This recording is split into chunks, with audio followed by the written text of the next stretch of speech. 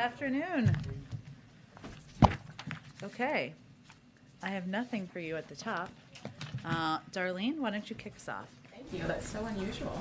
I Thank know, you. I do like to load you up with updates, so stay tuned for the next briefing. So I have one question on the speech and then two other topics I wanted to get to. But often when we ask President Biden about Donald Trump, he will tell us, he's not thinking about the former president, he doesn't want to talk to him. So obviously he had to think about him in order to deliver that forceful speech today. So I'm just wondering why he didn't deliver this kind of speech before today, 6 months ago, a month after the insurrection or whatever. And also, since we are barreling toward an election this year, will he resurrect some of the themes that he sounded this morning?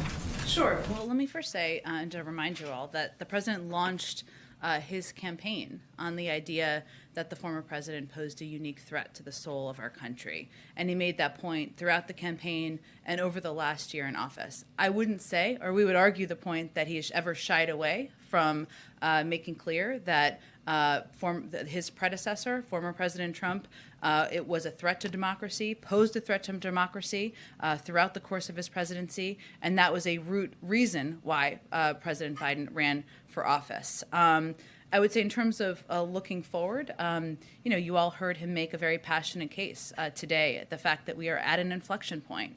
The fact that in order to protect our democracy, to preserve it moving forward, there's more that we need to do. And I talked with him about this after the speech today, and he made very clear that the risk we have here at stake here is our democracy, is burying what happened on January 6th, is not taking action, not just in words, but in action to protect people's fundamental rights. You will obviously hear him speak next Tuesday about voting rights, something he touched on very briefly today because he will be giving this speech next Tuesday, and you will hear him making the case about the fact that we are at an inflection point. There's more that we need to do, and we need to do everything we can to ensure the dark day in our history that happened 1 year ago today is not buried.